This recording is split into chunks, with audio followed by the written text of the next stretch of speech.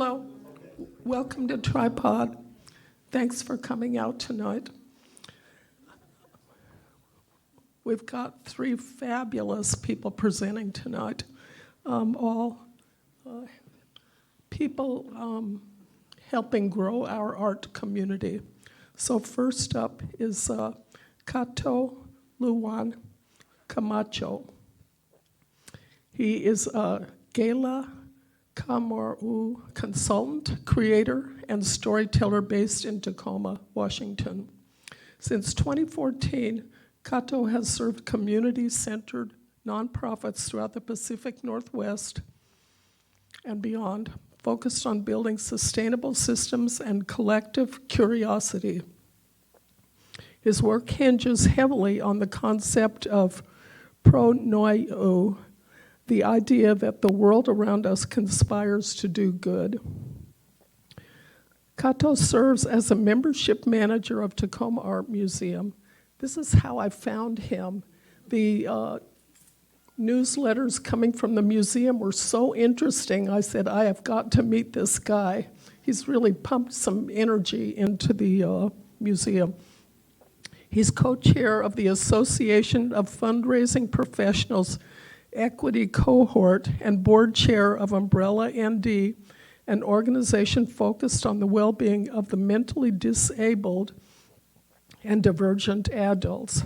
In his free time, he is a collector of Meiji-era fashion, tambour embroidery, and rare plants. He lives in downtown Tacoma with his husband, Sky, their dog, Sunny, a pigeon named Big Boy. I want to hear more about that. And more than 100 species of fish. Wait a minute. Okay, Kato.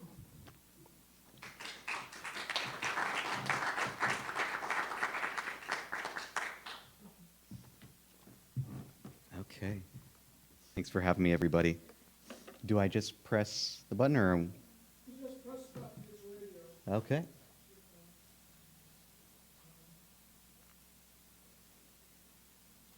Oh, sorry.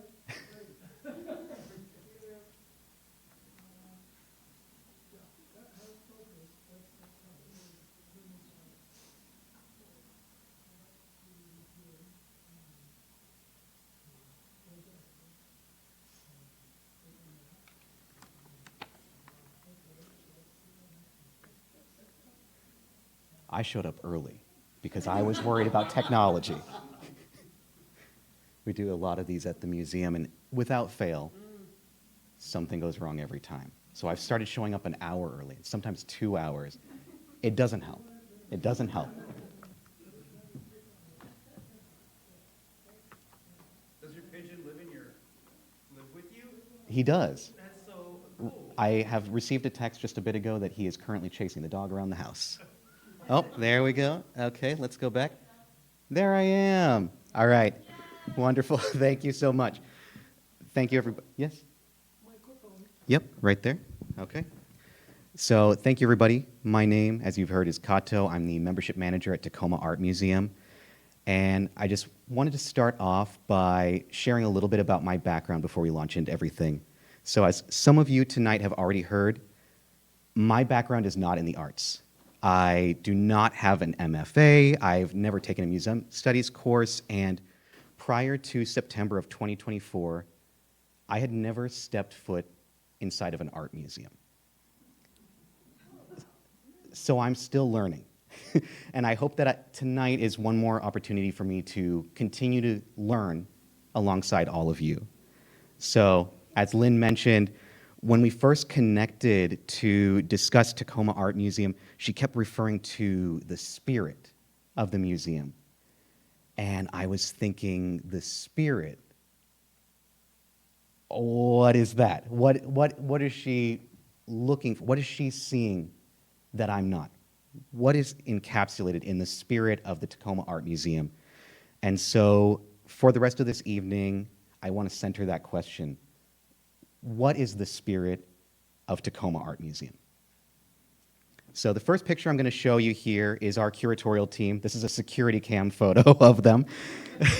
There they are. That's Jessica Wilkes, Ben Wildenhouse, Ellen Ito, Victoria Miles, Zoe Donnell, and Stephen Rue. And these are the people behind our collection, our exhibitions, the spaces, the experiences that you have at Tacoma Art Museum. And they are the indelible backbone of everything that we do, both within the walls of the museum and without. So going forward here, there's Steve, our head preparator, and there's Ben, our exhibitions designer, and they work hand in hand with the artists, with the curators, to present the exhibitions that make TAM what it is. And oftentimes when I don't feel like actually doing any work, I'll slip over to their desk and watch them assemble 3D models on the computer, or I'll go down into the basement of the museum where the wood shop is, and I'll watch them assemble the stands, the frames, the matting that gets the art onto the walls of the museum. Both of them have supported the museum for years. Steve has recently celebrated 6 years, and Ben, I think it was 12, if my notes are correct. And both have also played a critical role in the ratification of our recent union contract at the museum. So if y'all haven't heard, with their support, we recently secured cross-departmental wage increases for everyone, full-time roles for frontline staff, and charted a path towards some greater equity and transparency across the museum. That means that when you come to the museum, the doors are open, people are smiling, and the art is cared for. So when you visit TAM, and when you see works of art presented in ways that excite you and make you curious and inspire you, I hope you'll think of Ben and Steve. The next person I wanted to show you tonight is Zoe. She's there with the long brown hair. Zoe is our exhibitions and publications manager, which is, to say very succinctly, a bit of a miracle worker.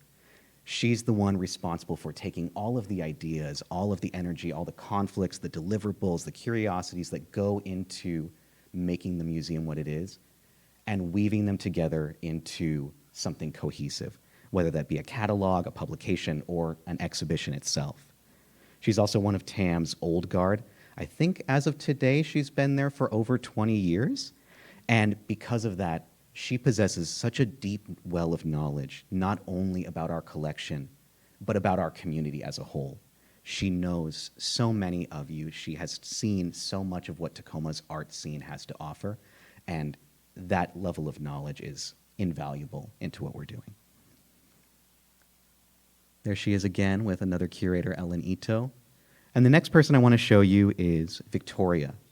Victoria Miles, some of you might have met her. She's our Rebecca and Jack Benaroya curator, and she really doesn't need any introduction, or at least not one that I feel capable of giving her.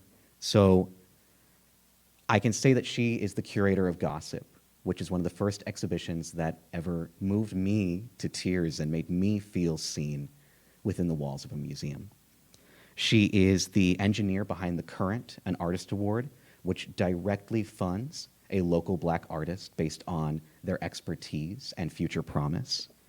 And she is someone who can take an idea that is so scholastic, so dense, so nuanced, and seemingly with no effort at all, make it human. There she is again, under To Make Sense of It All, another exhibition she just opened. And this is Ellen Ito.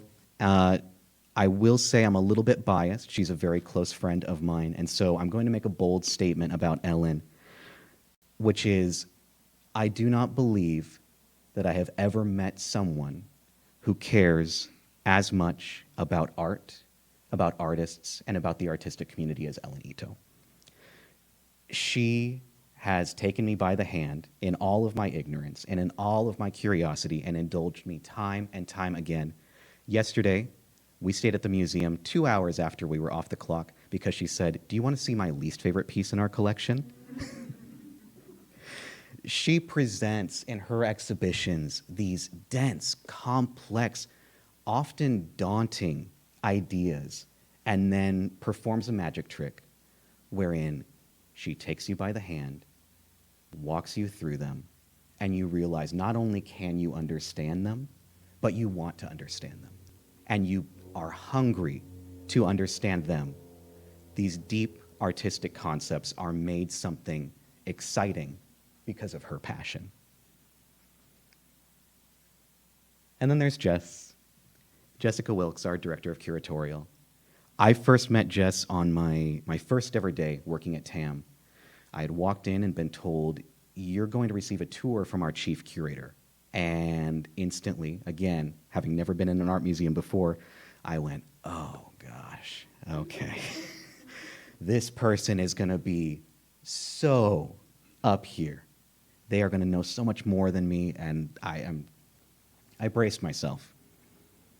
And she walked up to me with that smile that you see there and instantly dispelled every preconceived notion I had about a museum. She threw it all out the window. Her warmth, her curiosity, her obvious love, not just for the works in the museum, but for every single person who walked through the doors. It was instantly apparent. And so she walked with me, there she is again, down through the galleries of the museum, and she's explaining the exhibitions to me. And then we take a trip down into the vault. That's not me, it's another person in a white suit. And while we're down in the vault, she's explaining how works of art are chosen to go up on the walls, which ones stay down in storage, which ones go on to other homes. And all I can think is, this is Museums 101, and I have no idea what she's talking about. And so at one point, I remember I turned to her and I said, I am so sorry. I am so ignorant about all of this. I really don't understand art. And she turned to me, she stopped in her step, and she said, no, you do. And from there, the conversation it turned from art as technique and presentation to storytelling, which is something that I'm very comfortable with. And in that moment, she reframed what a museum is for me. If I could understand a story, if I could tell my story to somebody else and hear theirs, I could understand art. So thinking back briefly to that first question, what is the spirit of Tacoma Art Museum? I think it is that curiosity, that exploration, a willingness to teach, to learn, and to have those experiences. So now, moving to our visitor services team. Here's some of them are right now. These folks are really the beating heart of the museum. If you have been to the museum, you have encountered our visitor services team. These are the folks who guide you. These are the folks protecting the art, stewarding the space, really building that curiosity and holding a deep well of knowledge about our community. And their names are Thomas Blanchard, Miles Bird, Jackson Cotier, Oriana DeFiti, John French, Max Hoffman, Jolie Wag, Susan McClintock, Kels Moylan, and Kim Oliver. And over the last year, I have come to learn that everything at our museum, absolutely everything, happens because of the support of these people. The galleries are open because they are there. When they are not there, the doors of the museum are not open. I've also come to learn that our community, those of you out here that are members, that community exists because of these people. For years, people have visited TAM and had someone remember their name. They've taken notice when someone's standing in front of a piece of art and lean over to whisper an anecdote. I've heard Miles tell someone, this piece of art, it's best viewed if you lay down on the ground. They strike up conversations in the cafe or while you're in the studio making art, and they're not just liminal relationships either. If museums are a refuge for our community, then these people are that keystone species that are ensuring everything within and everything without is working in harmony. So thinking back to that first question again, oh, there I am again. What is the spirit of Tacoma Art Museum? I think it's the community. It's the connection and it's the intentional creation of space for all of the different perspectives in our city, all the different experiences, all the different realities that make Tacoma what it is. Speaking of that community, I want to close by showing you a few pictures of that community And just as a warning to some of you in the room, your pictures might appear in this slide. So I've worked at the museum, like I mentioned, for about 13 months now, and I've had the pleasure of getting to meet many of you in the process of that. And I am not overstating anything when I say this has been one of the biggest joys of my life. These are people that I am laughing with, that I'm learning with, and that are teaching me new things about not just art, not just Tacoma, but myself every single time. And from coming from other places within the nonprofit landscape, I'm used to a lot of meetings starting with a handshake. I've had meetings here start with a kiss, which is new. I've had them start with a hug. I've been invited out for coffee and a chat and gotten dressed up and brought over a business proposal to have someone say, I just want to buy you a coffee. No formality, just an earnest conversation between two people who want to know why that other person loves art. This community has shown me that when you present authentic stories, when you speak to each other like friends, like people you care about, when you make those connections, we all benefit. And I think the Tacoma Art Museum community really exemplifies what I feel makes Tacoma such a treasure. They are often brutally honest about what they think. They are fiercely protective of the people and the places that they care about. And most importantly, the community is very present. So thinking back again to that first question, what is the spirit of Tacoma Art Museum? I think it's presence. I think it's commitment. I think it's showing up again and again and again, come what may, in that very distinctly Tacoma style. So going back to Lynn's original question, or I think more statement about the spirit of the Tacoma Art Museum, that's what I believe the spirit is. I believe that the spirit is the, the people in the galleries and out in the community that have made this institution so vital. I'm so grateful to be part of this 90-year-long story, and I'm overwhelmingly excited to see what the next 90 years hold as well. And before I go, I wanted to end with a quote from someone in our community. His name is F. Richard Miller. He's a librarian and a volunteer here at TAM.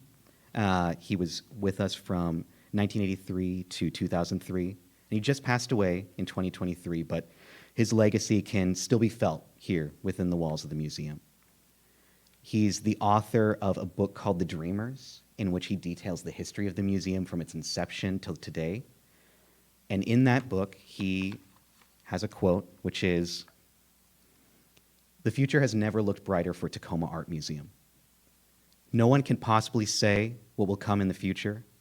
One may only hope that the supporters of TAM, of say 2101, will look back with the same sense of pride and accomplishment that fills the hearts of the supporters of TAM in the year 2001. And like history, art constantly reinvents itself. What will the art of the year 2101 look like? In the past 65 years, there have been many changes, many trends in art. There has been the final spinning of American Impressionism and Expressionism, abstract art, pop art, op art, digital art, minimal art, and other movements, some more brief than others as well. Once, artists were professionals. Now, more and more, if you can lift a paintbrush, arrange ikebana, sew designer clothing, reupholster a 67 Thunderbird, you are an artist. People no longer go to museums just to look at paintings. They want to be educated about art. They want their children to be educated about art.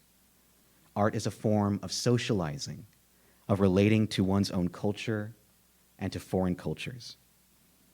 Art. You love it, you hate it, but it is very difficult to be indifferent to it. Once we are moved by some form of art, our lives are never the same. Thus, the mission of the museum will change again and again, on and on into the future. As long as there are people and as long as people have a desire to enrich their lives through an appreciation of and creation of objects of beauty and meaningfulness, there will be a need for a Tacoma Art Museum. Thank you.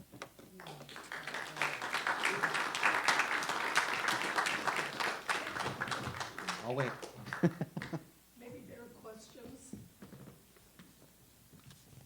No questions? What's happening tomorrow at the museum? Tomorrow at the museum, if you are interested, we are having 100 years of Tacoma art history presented by Pretty Gritty Tours.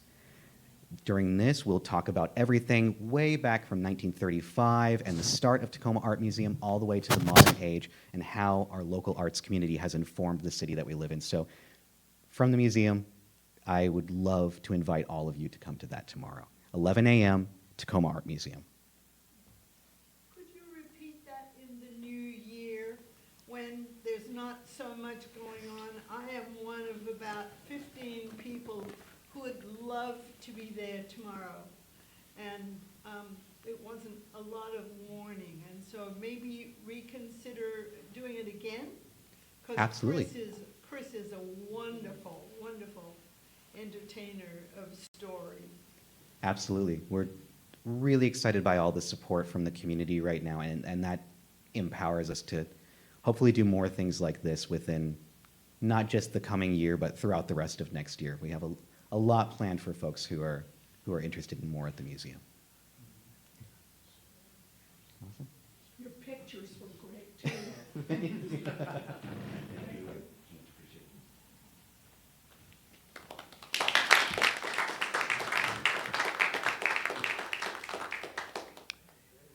Erik, could you put that picture up of the yellow socks, please?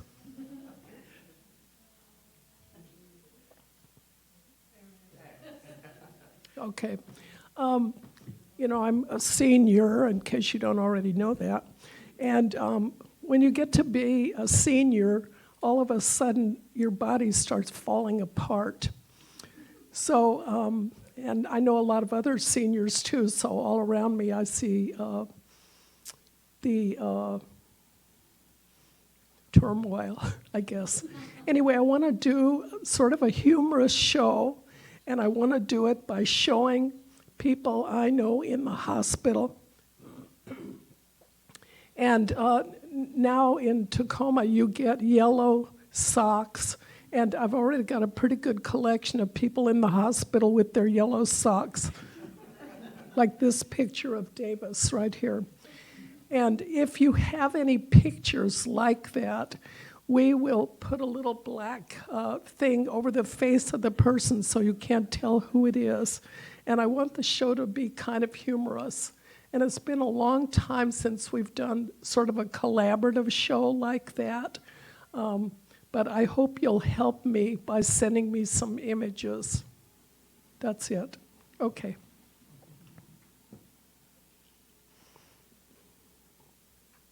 So next up is Syed. He is the founder and CEO of Grit City Studio and Bronta. His work focuses on making Tacoma a global creative hub. He is currently working on a documentary film which has been unanimously approved and partly funded by Tacoma City Council. He moved to Tacoma from India in 2015 with his 3 cats, his 2-year-old son, and his wife. He also adopted Zizi, his dog, who he often reads poetry to. With a background in filmmaking and international affairs, he leads with both creative vision and strategic rigor, aiming to empower young professionals, strengthen Tacoma's global partnerships, and transform it into a thriving global creative hub. Syed is a ginger chai addict and drinks over 20 cups a day. You can ask him about this. His Instagram handle is 2skj, and his bio is at gobronta.com/CEO founder. Maybe he'll repeat that for you so you can write it down if you want to know more about him. Syed.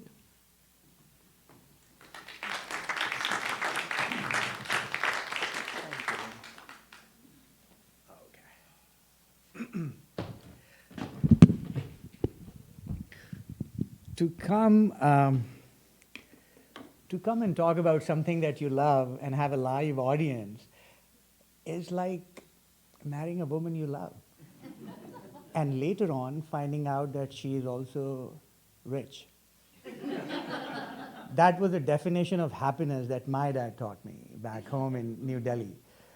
So thank you, Lynn. Thank you for inviting me. I'm very excited to share about Grid City Studio, which is sort of newly born, March 31st this year. I'll skip through. I've seen all the lovely pictures that Kato was showing you. I want to show you all the lovely pictures. We'll skip this. You know me enough. You don't have to know. But really, I want to talk about Grid City Studio, which is very obsessed about the potential of Tacoma. Tacoma is an amazing city, especially its creative economy. What we have here is so stunning. And what I have observed ever since I have moved here, meeting with people, is that sometimes when you're very close to something very stunning, you don't see it. And in the world of filmmaking, the term we use is we zoom out. You have to really zoom out. And that really is the attempt of Grid City Studio, to help all of us zoom out and see how stunning the city is and help it become a global creative hub. And those three words are very intentional. Global, it has to connect with several other cities across the world. Creative, it needs to focus on the creative economy. There are many things that we can do here, but I'm very focused on its creative economy and filmmaking. And hub is a place where things happen, where conversation happens, where books are read, where movies are watched, where one conversation leads to another conversation. So those three words are really the sort of the DNA of this nonprofit that I have formed. But what is the approach? Has anybody heard of Sunny Vaccaro? Anybody? That name doesn't ring a bell? Anybody? Okay, good. So I can tell you the story. Sunny Vaccaro is the guy who was responsible. He was a sales executive at Nike. And he was the man who saw the potential and the future of Nike in one man, Michael Jordan. He would go college to college, looking at athletes and see how well they play and could they become the ambassador of Nike. And he saw several players and several athletes. And there was something in Michael Jordan that he saw and he couldn't get over. And he went back to Nike CEO and said, we should put all of our marketing budget in this one young man, Michael Jordan. Long story short, it didn't happen so quickly. CEO had his own concerns. I think Nike was about a few months away from bankruptcy. But they listened to this man, Sunny Vaccaro, and rest is history. We won't know Nike if he had not seen the potential in Michael Jordan and the bullishness of his vision, of the belief that he had in that one. Jordan must have been in his 20s. And that, I think, is a true, there's something about that quality, to see something that nobody else is seeing, to see something that that is not a norm yet, that potential. I think that is an amazing, amazing and rare quality in leaders. And I would love all of you, some of you, many of you, to become Sunny Vaccaro for Tacoma. And Tacoma has that potential, especially to become a global creative hub. It can have people come here, do their films. It can become a city where writers would want to come here and write their next book. There's something about this city. And I have met almost 800 people in the last about 18 months. And I've collected stories, I have spoken to them. This morning I met somebody, Ronnie Bush, and her love for Tacoma is, I can spend the whole night telling you how much people love and how much I have seen. And this is very rare. I have traveled a lot. I work in about 20 countries. My international education work is in 20 countries, and I travel a lot. That love for Tacoma and the people and the way they see it and the way they want to contribute is rare, is really, truly rare. And I think a lot of us are so close to that talent that we don't see it. We really want to zoom out a little bit and see how wonderful that is. And I want to talk about some of the work that I've done here. So as I said, this is a relatively new initiative, March 31st, 2025. We have achieved a few things so far. In November, we created Tacoma-Kochi city relationship. So Kochi is a film city in India. It's one of the 4 film cities in India. It's one of the most gorgeous cities in India. It's a port city like Tacoma. It's an artistic city like Tacoma. It's one of the, it also hosts one of the world's best known art festival, 90-day Biennale, which attracts over 600,000 people in in Kochi. And then in November, same year, last year, we also hosted Bollywood music director Ehsan in Tacoma. And you can see there is the commonality in all of this is we want people to think of Tacoma as a place where they want to produce their next creative pursuit, whatever it is. They want to film, we want them to come and produce their next film here. We want them to come and film their next documentary. We want them to come here and do their next festival. We want them to come here and write their next book, or come and write their next poem here. Anything creative, we want Tacoma to play a role there, and we want Tacoma to become a magnet for creative producers. And then as Lynn was talking about, August 2025, the Tacoma City Council unanimously passed a resolution to approve a film on Tacoma, which I'm currently working on. And then this October 4th, we did Tacoma's first Festival of Light. So what I'll do in the subsequent slides is just sort of unbundle all of these things. We'll have pictures now. I'm really bullish. When I say that I'm bullish about Tacoma's creative economy, what I'm really referring to is all of these things: people, location, geography, history, and its creative economy, industry, and its potential. This is one of my favorite quotes. I would, except for one word, it was all said by the lady. You know which word. So this is Tacoma-Kochi relationship. I went to India with my colleague at Sister City, Tacoma. Sister City, is anybody aware of Sister City? You know what that is? The Sister City, very briefly, is a public diplomacy initiative. It was started in 1956 by President Eisenhower. And Eisenhower believed that people-to-people contact should also happen. Government talks to government, but people should also talk to each other and build relationship. And that's how this nonprofit called Sister Cities International was created. Tacoma was one of the earliest sister cities. So 1956 it was initiated, and Tacoma joined in 1959, just 3 years after that. That gentleman on the extreme right-hand side is the mayor of Kochi. I found a connection with him, and I thought Kochi would make a great sister city for Tacoma. So I proposed it to our sister city local chapter, and we went and signed a relationship. So and this is Kochi. These are some of the pictures from Kochi. As I said, there are a lot of parallels between Kochi, and that's why they are sister cities. For two cities to become sister, they have to have some kind of complementary thing. They should be able to work with each other. Tacoma is, sort of a mid-sized city. We are a port city. We are an artistic city. All of these parallels are also in Kochi. And you can see some to remind you of. Kochi is also known for snake boats, a very special kind of boats. Like, we have in China dragon boats and all that. These are long boats. These like 200 feet long, 115 feet long boats. And piece of art. I mean, amazing. The way they build this. One of my dreams is to bring some of the snake boats here and put it in our water and sail in them. But you can see, the look and feel. It has water, very robust artistic community like we have. We don't have a lot of film here, but we do have glass. They have film, and they have. This is Kathakali, is the traditional dance form in Tacoma, in Kochi. It's It's very elaborate. I'm told that the makeup you're seeing, it takes 4 hours to put that makeup on, and it takes 2 hours to get rid of the makeup. So 6 hours just on makeup, and then almost an hour-long dance performance.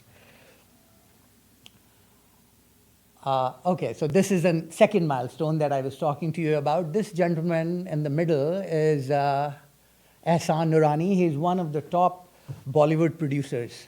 Some of the most memorable music that has come out of Bollywood in the last 15 years, or maybe more, 20 years, it's his music. And he was in Seattle performing at Seattle Center, 3,200 people, it was house full.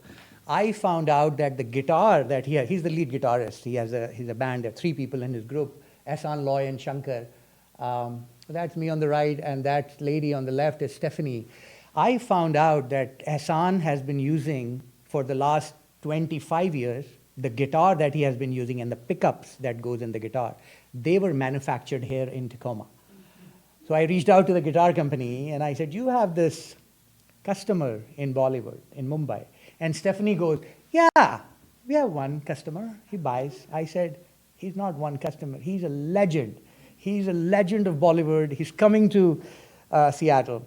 And a week before that, I reached out to Ehsan's manager. I said, hey, I heard that Ehsan is coming to Washington. He said, yeah, Washington, D.C. I said, no, my friend, there is no Seattle in Washington, D.C. You're coming to our Washington. He said, oh, and he corrected on one of the posters. No fault of his, he didn't know, I think. Anyway, he ended up coming, so we went and saw his show. We loved it, and then the rest of, he was here for 3 days. 1 day in Seattle, did the show. The other 2 days he spent here in Tacoma. We showed him around, we walked him around, we had dinner, we walked around. This is on Ruston. It was raining that day, and we had some chai together. And I just wanted him to remember Tacoma. I did not want him to go back to India and say he went to some Seattle area or some Washington or Pacific Northwest. I wanted him to remember Tacoma, the city Tacoma. And I think he did. I heard from his team, and saying that, hey, you met Ehsan in Tacoma. I said, who told you that? He said, Ehsan told me that. I said, wonderful, we'll work together now. So we are working on a music incubator with his team, which we'll also launch here. So this is milestone number 2. This is a little clipping that went on City of Tacoma. This is a film I'm talking about. The City Council has passed a resolution. We want to make a film about Tacoma, which is focused on international and out-of-state creative producers. What would they see about Tacoma? What would they hear about Tacoma to say, I want to do my next production in Tacoma? That is the focus of the film. That film is not for us. It is about us. You'll get to see it. But it's not, you are not the target audience. The target audience are these creative producers who are outside of state. Because when people from outside of state and outside of country come to town to do any creative production, it creates economic development. It creates jobs, it supports local economy, it supports, you cannot make a film in your city without 80-90% of the budget going back into the local economy. When the crew comes, they have to hire local people. You cannot make a film with all your crew coming from somewhere else. You have to hire local crew. You have to eat. You have to live somewhere. You have to, after the filming is over, you have to go hang out somewhere. So 80-90% of the budget goes back. And Tacoma has an amazing history about filmmaking. 1920s, we had the second biggest HC Weaver studio, the second biggest Hollywood studio in the country. We had some amazing film being made here, so we want to revive that, and this film will play a role. And then this is the most exciting part. We produced Festival of Light, Tacoma's first Festival of Light in Tacoma on October 4th. And it was a lot of fun. This article does a really good job. I have some copies here. You're welcome to pick it up.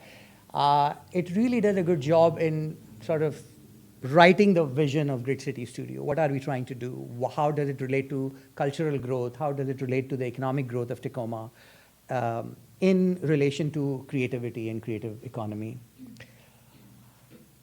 And the festival was, it was just the very first festival. I did not know how would it go. Initial discussion was, let's do it in 2027. Then somebody said 2026.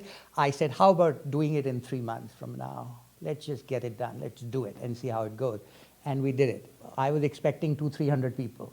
About 1,600 people, 1,600 to 2,000 people showed up. You can see all of these supporters who came from all over the city, vendors, supporters, sponsors. We had a lot of fun. We also had a lot of educational elements to it. One of them was Tacoma's perspective, becoming a global and creative hub. So the panel discussion, we had about 35, 40 volunteers from high school to college to all kinds of people. We had volunteers from senior living. It was just amazing to see how the community came together for something that was never done before. So I have a very special place for people who are willing to become first supporters. And I think Tacoma needs those kind of people. So please be one of them. If somebody comes to you and say, I'm doing it for the first time, please raise your hand. We really need those people. Countries change, states and counties and cities change when they have people who are willing to be the first supporters. There's something very precious about that. And that's a great opportunity. We often miss out on those. We don't raise our hand because it has never been done before. And these are the people who raised their hand, and I can't tell you. And it was really the celebration.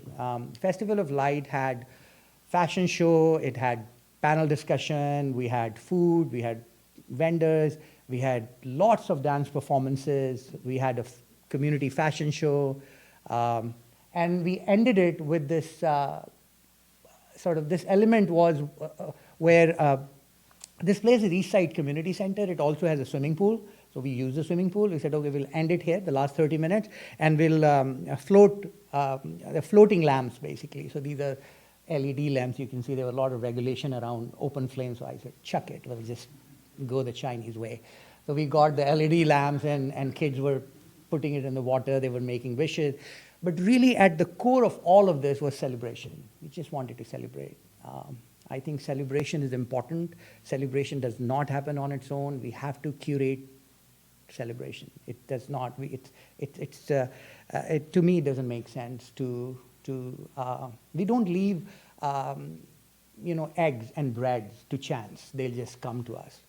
We spend millions and billions of dollars in supply chain management to get our eggs from the farm to our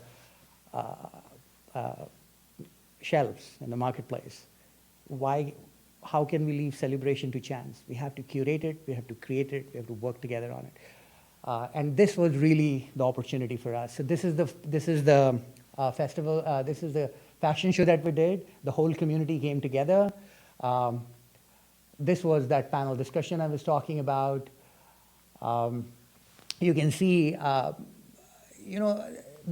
community fashion show was really, the idea was to just bring all of the Tacoma people on the stage, walk around in different dresses, colorful dresses, global dresses, and send this message out that we are a welcoming city, that we are a city that can embrace a completely different culture and celebrate it. And we will do it together with vendors, with sponsors, with government officials. That lady, I don't know if some of you know, she's Christina Walker on the left-hand side. She was the model. She was one of the models. She came with her husband and her 2 kids. We had 5-year-old and we had 90-year-old and everything in between. It was... We had Bollywood workshops. We danced together. We did workshops together. We had that model is sitting amongst you, by the way. If you want to take autograph, take it, because by the time the next Festival of Light comes, he would be very expensive. So that's Steve right there. And this dress that this little kid is wearing, Steve recruited this kid because she's a child of his friend. And I had this dress. This dress was my son's dress when he was 2 years old. He's 12 now. He was 3 years old. And I love that dress so much. And I said, Steve, we have to recruit a kid to model with that dress. We have to find somebody that fits into this. And we found a perfect model. That's Steve there. And we had all kind of dancers. This is some pictures of when the event was happening. Almost all of the dance forms from India. India is almost a subcontinent. So we brought all kinds of performers from all over India to represent all dance forms. So we had, this is Bhangra dance in a group. This one is a very classical Indian dance, Bharatnatyam. Then we had tap dancing. We had Gidda, which is the East India. So all over, east, west, north, south. That's Arthur and his mom. They were also models together. They were modeling together. These two ladies came from Kent to model in Tacoma. They had never engaged with Tacoma. 4 busload of people came from Seattle, Bellevue, Renton, and Kent. Almost 250 people came from outside of our city just to be part of the celebration. So I was very happy to show them. Our governor supported it. I invited him to come. He couldn't come on that day, but he very graciously released a wonderful video. Senator Trudeau was very supportive. She released a wonderful video about the importance of what we are doing. And these are some of the people who were just celebrating together. So this is that floating lamp which I was talking about. This is one of the dancers who came. Kids loved it. Kids really had fun. We had a bunch of authors who came with their books, and they read their books, and they did workshops on writing. And it was just so wonderful to see these little kids listening to book authors. And there is something about young people seeing producers 2 feet away. It's one thing to read the book, and to read to young people, it's so important. But it's very important for young people to meet the builders. Who wrote that book? I want to meet that person. When young people meet, it gives them confidence that they can write the next book as well. It's not that hard after all. They met somebody who looked like them, who spoke like them, who laughed like them. So they can write a book too. It's not that hard. It was really a cross-cultural, and kids had a lot of fun. We had face painters, some more pictures. And that's one of the classical dancers. And you can see, these are the first supporters. You can see how many of them come. This is not possible in all cities. This is very special about Tacoma, to do something for the first time and have everybody come together. We had volunteers from high school to college, PhD scholars. We had some, all kinds of people came. And then organizations as well, not just individuals. This is something to cherish. This is something to nurture. This is something to not let go. From us. So up next, really at the core is celebrate togetherness. This is the mission. As I said, celebration is very important. We have to celebrate. We have to make effort to celebrate. We have to come together to celebrate. That is something that we as a community have to do. So that hashtag is internal. It's for us, all of us. And then the message that we want to send out to the creative world outside of the city, state, and country is that we are cinematically yours. Come here and do your next production here. And we'll help you with whatever you need, because that will create economic development and will create cultural growth for us. That's it. Thank you so much.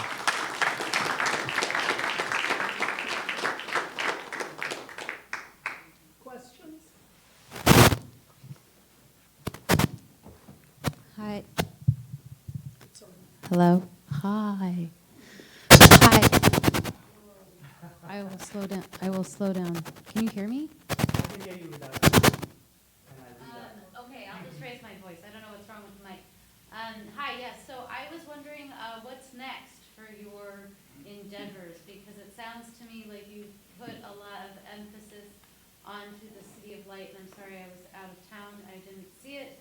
And you have a cinematic focus. So what is next for you and your organization? Next, this morning I had some really good meetings, and we are planning to do Tacoma's first literature festival. I have met some of the most voracious readers in the city. I thought I have a lot of books. I have about 5,000 books, and then I met people who have 15,000 books in their library, at their home, and they love books. They hold paper books, and they smell it, and they talk about the smell of the book, and they talk about, you can randomly pick a book from their shelf and tell them, hey, this is the book, have you read it? Not only will they tell you what that book is, they will remember the character, they will remember the scene. So I have seen some true love of reading in this city. I can't wait to do the literature festival. Hopefully in May. I have spoken with Armory, so hopefully we'll do it there. The word is. Huh? What is the word you said, the next what? Literary. Literary. Literature. Literature Festival. Literature. Yeah. Repeat that. Tacoma Literature Festival. I didn't hear. TLF. We just needed you to clarify what kind of a celebration it was gonna be. What kind? Well, we couldn't hear literature. Oh, sorry. So tell us more about your film on Tacoma. When's it going to be out? Well, the city requires that I deliver it before the end of 2026. I'm already in the pre-production. I've already identified several locations. So pre-production, production, and then post-production. These are the three processes in filmmaking. Pre-production is basically we are just looking at who are we going to interview, what are we going to tell about Tacoma, where will we film them. So some of the places, Armory, for example, Tacoma Armory is one of the places where we will certainly do the filming. We will do some filming in McManamons. We'll interview some of the people at Boys and Girls Club. This is what I've been doing, talking to people and seeing where is the story. And again, you have to remember that ultimately we want these creative folks to watch the film.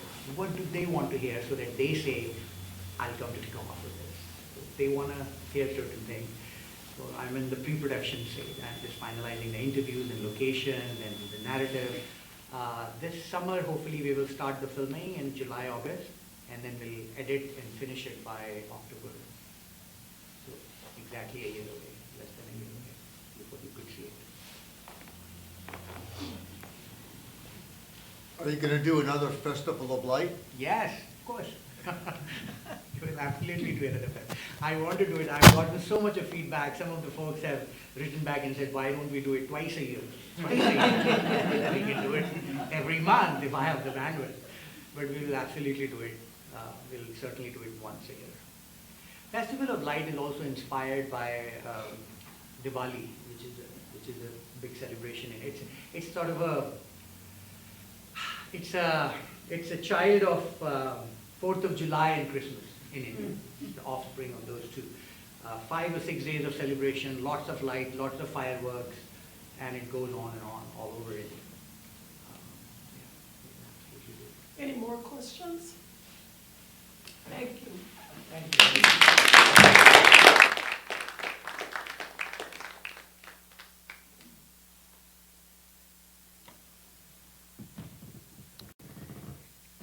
Erik, our tech, records these and puts them on YouTube. So after our next speaker, I'm going to walk around with that microphone, and if you could ask your questions into the mic, then when he puts them on YouTube, they'll be able to hear the questions.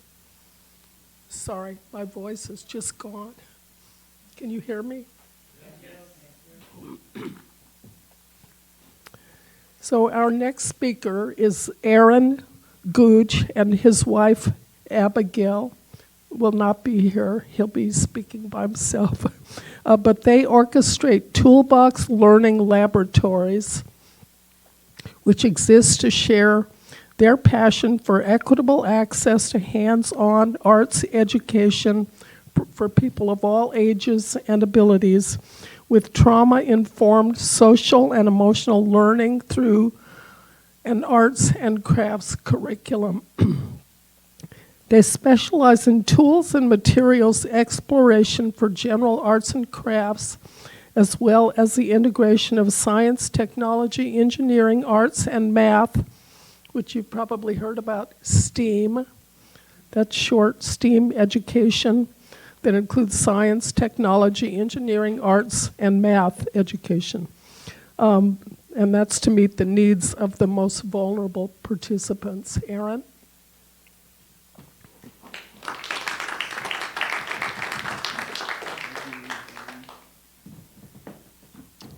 Hello, everybody. So because my wife couldn't be here tonight, our daughter had a acrobatic scheduling conflict. So it's just me.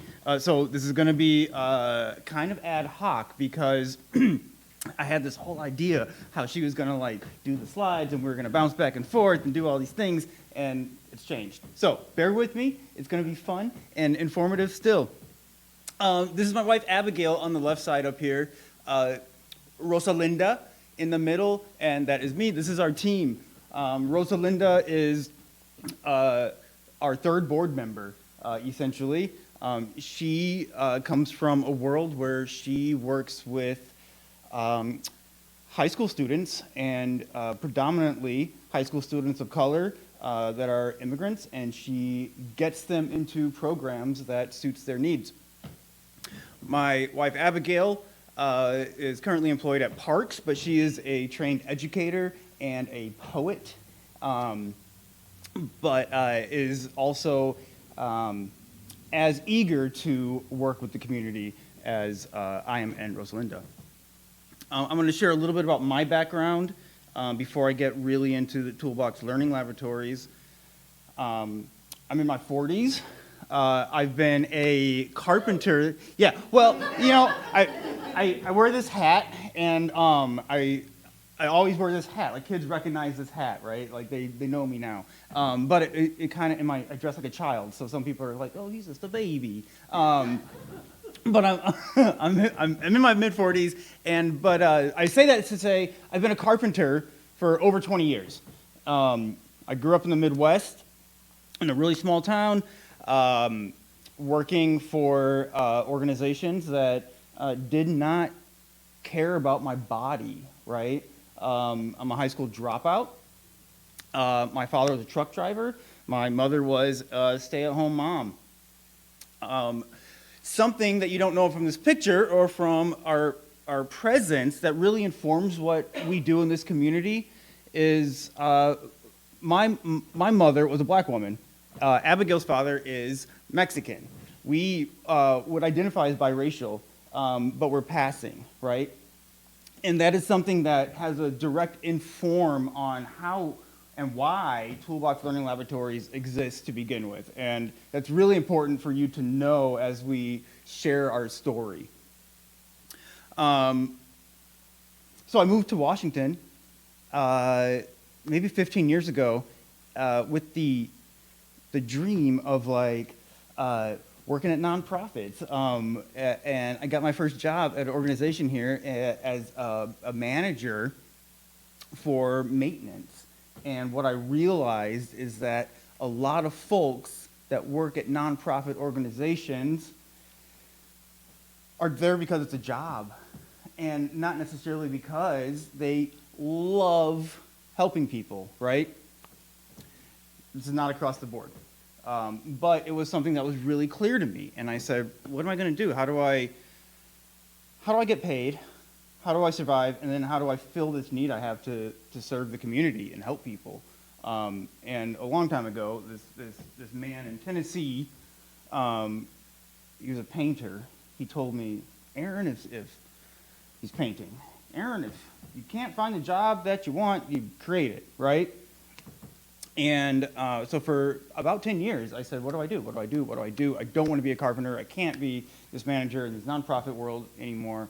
And I said, Toolbox Learning Laboratories, or an organization like this is what I need to do in order to survive and serve the community, which is what ultimately I do, right? I grew up as a volunteer. And back to the volunteerism, always volunteering. Rebuilding Together South Sound is an organization that I volunteer with. Habitat for Humanity, always. But what was missing was this component of like cultural care and advocation for communities of color or underserved communities. That could be the queer community, that could be the trans community, that could be the BIPOC community, right? And so as I worked in these organizations and I learned all these things, I discovered that this doesn't really exist in the construction industry, and the advocacy doesn't exist in the construction industry. And so what I wanted to build was something that met those needs inside myself and the community, and that's where Toolbox Laboratories was ultimately born. What Toolbox Learning Laboratories is essentially what Lynn read. This was from a grant that we wrote that I was was hustling. Lynn sends a lot of emails when you do these things, and she says, we need this by this time, we need this by this time. And so I was trying to get it to her, so I stole it from a grant that we had written a few months ago. One of the main things about this that I want to talk about is the material exploration component. Toolbox Laboratories, if anyone asks me what it is, outside of the cultural competency component, it's the material exploration. And that means we want to get materials and tools and techniques into the hands of everybody. And we want you to create and build and explore and understand if you appreciate something or don't, or want to learn something else, or you like this but you don't like that, you can put that to the side and pick this up, right? We've gotten a lot of pushback from formal educators. We've gotten a lot of pushback from grantors, because the idea that the definition of material exploration in their minds isn't very clear. But after 4 years, we have seen it work. What I'm going to do, since Abigail is not here, is I'm going to run through some of these photos, right? And I'm just going to describe, because I'm going to pick up some information from each one of these photos, and I'm going to talk about it. And then I'm going to tell you at the end of that where we're going to be going, okay? So, this is actually from yesterday. This is a little girl who is attending Tacoma Online Learning. If you don't know, that is a Tacoma Public School program for young people that decided not to go back to in-person learning after COVID. What we do is we have a partnership with Tacoma Public Schools and Tacoma Online Learning, where twice a month they come to us for a meetup. This meetup is not just for the young people enrolled in Tacoma Online Learning. It is for the entire family. So we have grandparents that attend, we have brothers and sisters, we have 2 newborns now that are coming. So families don't have barriers to access hands-on experiences in our space. They can bring the entire family and attend. Yesterday they had what they were calling their STEAM Day.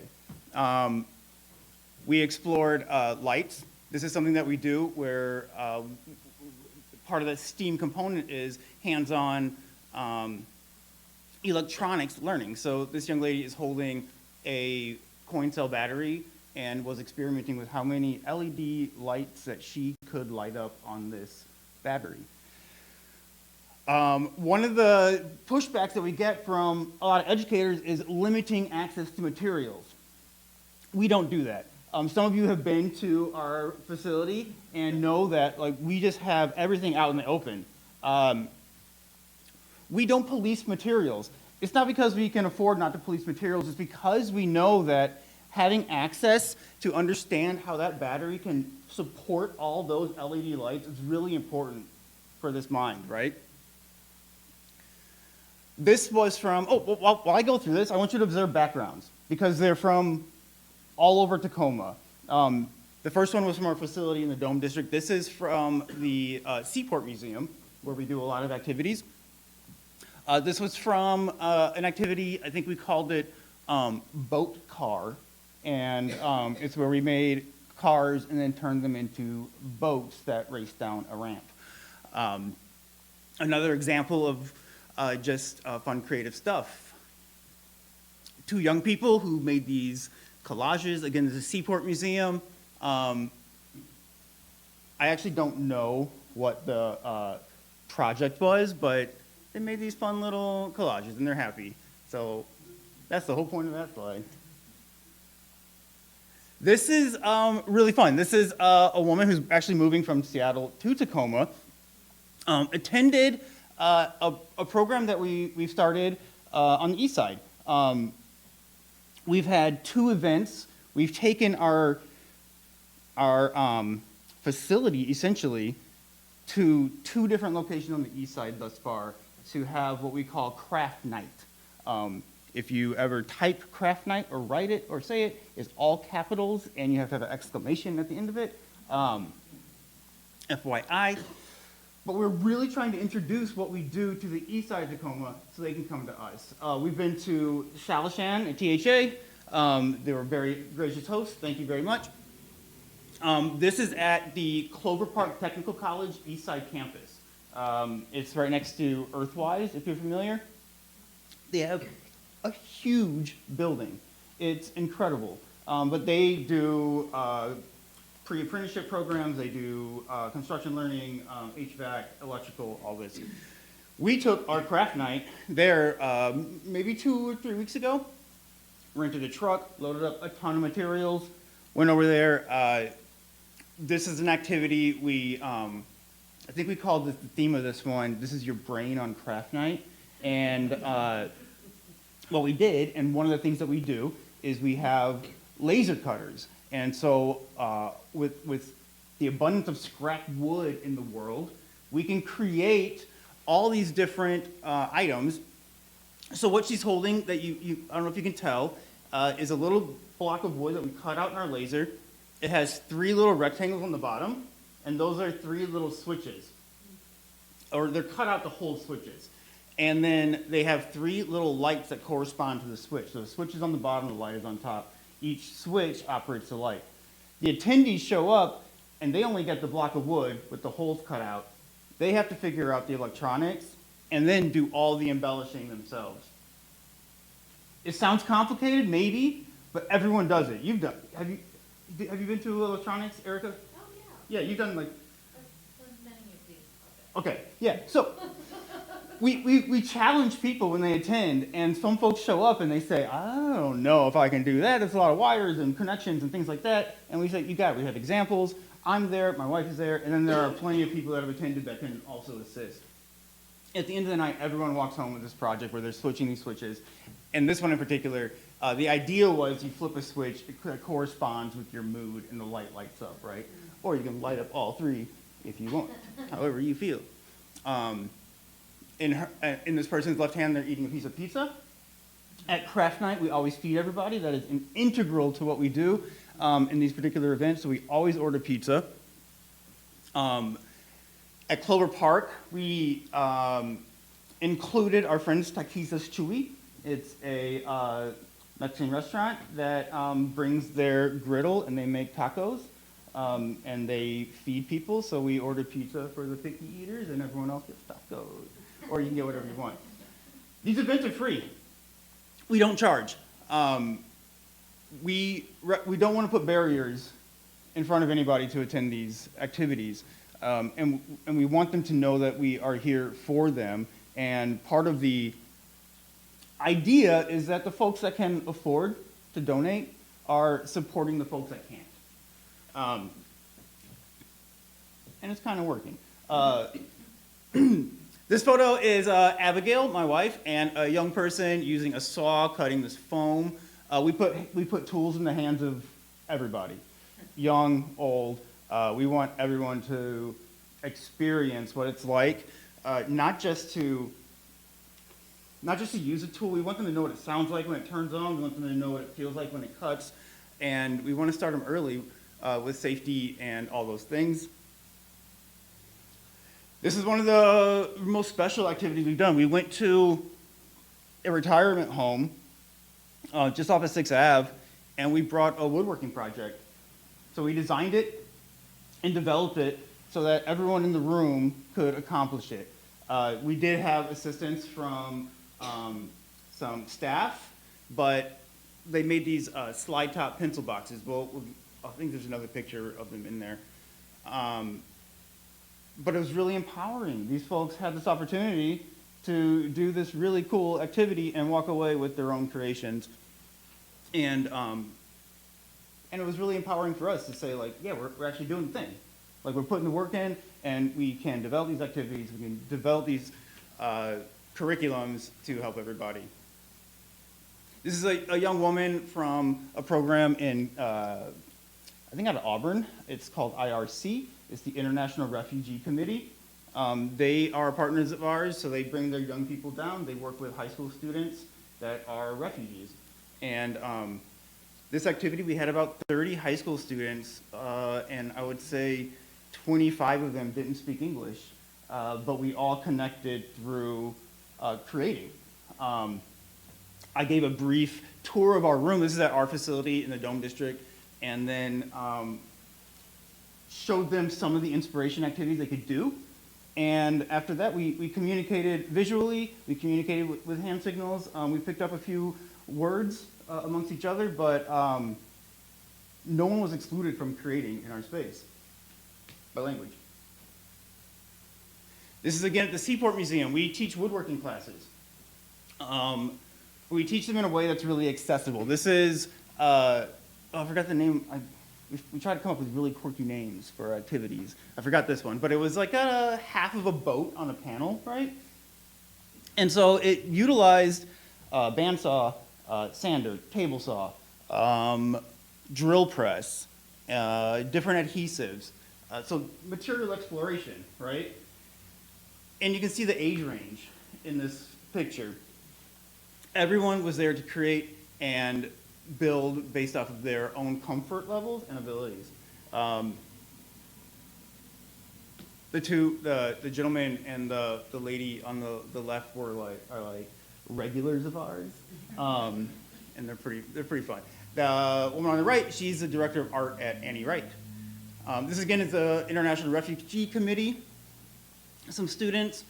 You can see how our space is set up. We have these tables with supplies on them. That looks a little disorganized, but it works. It's actually better to be a little bit disorganized because it takes your mind out of this idea of control and, you know, having the space where you say, please don't make a mess. Abigail and I are really intentional about training ourselves on what materials to bring in that don't frustrate us when they get misused or abused, and how we organize our space. We've actually taught conference. We went to a conference and taught a seminar on eliminating bias in open-ended activities. This is at the Seaport Museum. This is a father and son. This is again boat cars. Boat cars. We have this ramp. It's a rainbow ramp that we bring all over town, and we can race cars. This is a partnership. These are not boat cars, by the way. These are just boats. We call it scrapwood boats. This is a partnership we have with the Russell Family Foundation. Are you familiar with the James Fellowship Program? I'm a graduate of the James Fellowship Program. Terrence on the right is the current facilitator for the James Fellowship. And he brings new classes to us. We're hosting the end of year celebration for them next week. This is a partnership with a high school. We teach high schoolers how to use tools. We also don't force them to use the tools. We open our space to these high schoolers and we show them paints, we show them canvases, we show them trinkets and doodads, our scrap wood bin. But then we also teach them, if they're willing, to use the table saw, to use the drill press, to use hand tools, to use the laser cutters, to use 3D printers. They have options. And it's not just for high schoolers. This in particular, that was a student from Summer Olympus High School. We had a partnership with them for 3 years. They just closed their school this year, the charter school. They were under enrollment, et cetera, et cetera. But this young man was building this box, like a keepsake box, and he assembled it, put it together by himself, had access to all the materials that he needed. Seaport Museum again, just some of the materials that we use. A lot of people compare us to Tinkertopia, if you're familiar, but we are not Tinkertopia. We are a nonprofit organization, they are a retail establishment, and we don't just focus on reclaimed items. We bring in a lot of items for people to work with, but I would say 80% of them we purchase, and the other parts are donated. Thank you for donations.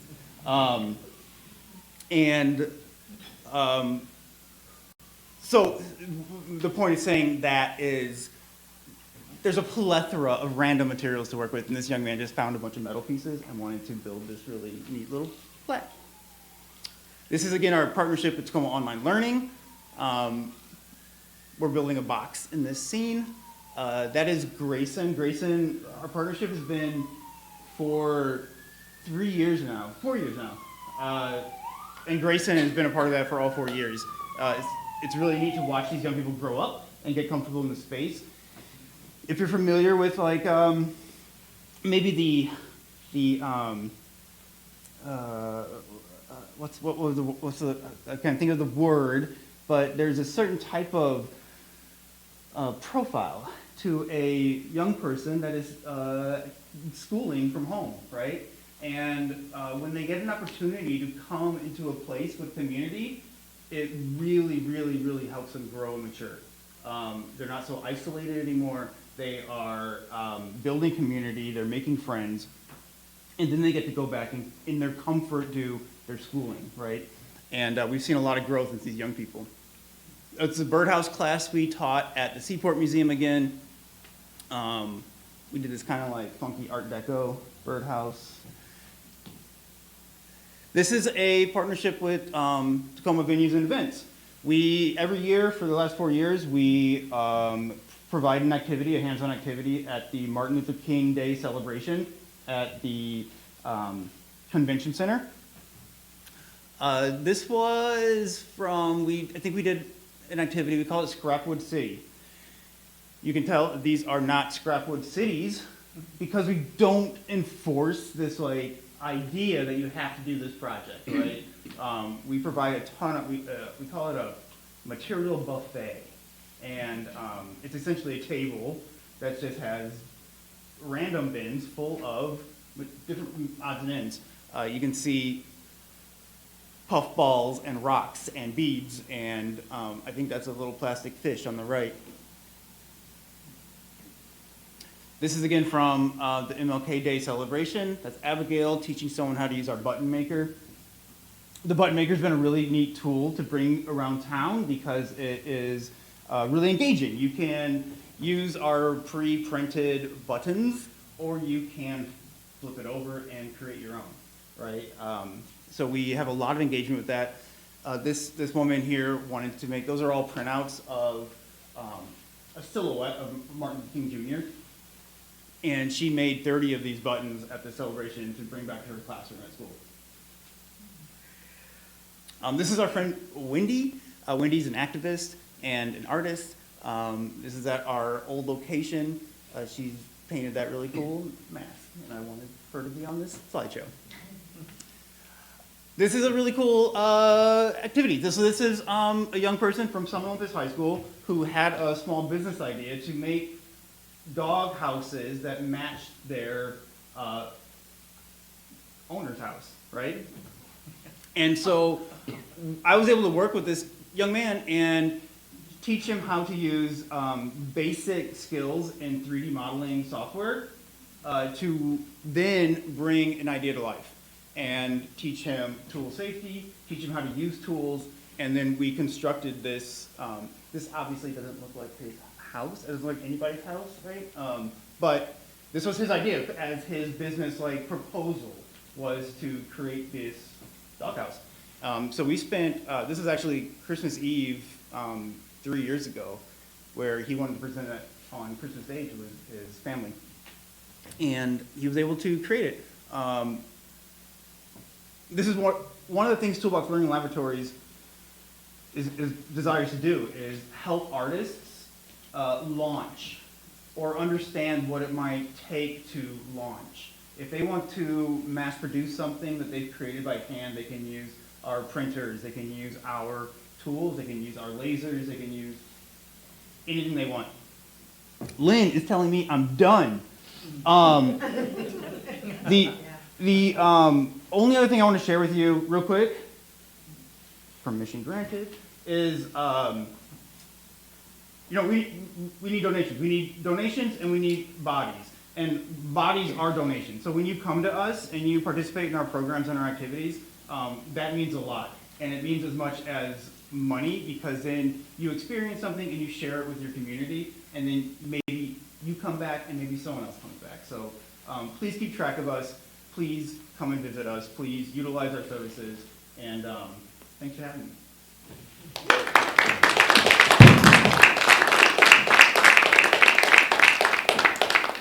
How do they find you? You can find us On social media, Toolbox Labs or toolboxlaboratories.com is our website. I'm the primary contact. I respond to the emails, the phone calls, the text messages. Our calendar is always updated on the website for our community events and our classes. Toolbox Laboratories. .com, yeah. Questions? Do you take donations of We- items? We love, yeah, we do a microphone. Sorry. Do you take donations of items? We love donations, and it's almost unrestricted what we take as donations. Please. And what kind of material in donation? What are the best? most usable- Honestly, the best ones are the ones that you don't think about. Styrofoam, cardboard. You donated to us random wood pieces and dowels and scraps of things. Yeah, so when you clean out your garage, those things. What do you mean? Are you still having craft night? Craft night, yeah, craft night once a month. It's a free community event. We'll feed you. Wednesday nights? They're on Saturday nights now. Oh. Sorry.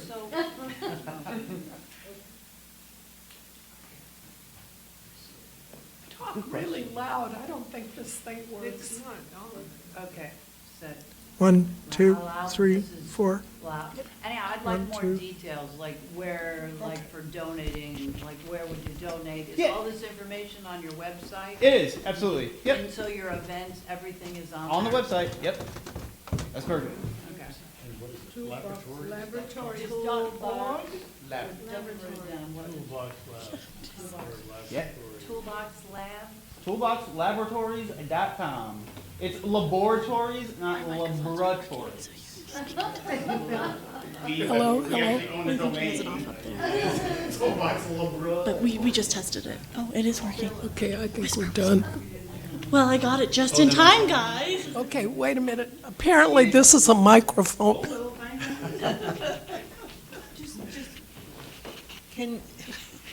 Can you spell the laboratories? Yes. Let me. Toolbox, Laboratories.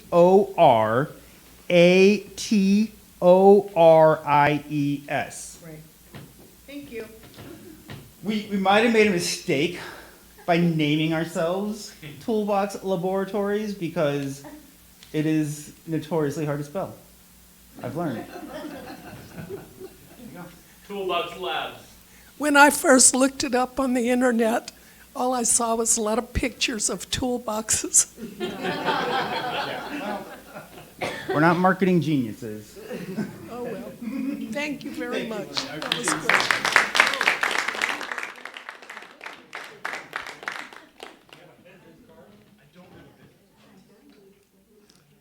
This is so cute. Do you see it's got a little hairdo on it? Okay, the next tripod is December 19th. That's the third Friday, as usual. And that particular evening will be travel shows.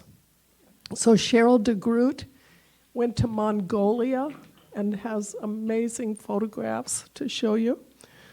John Carlton went to Doylestown, Pennsylvania, which is right outside of Philadelphia, and it's a tile palace.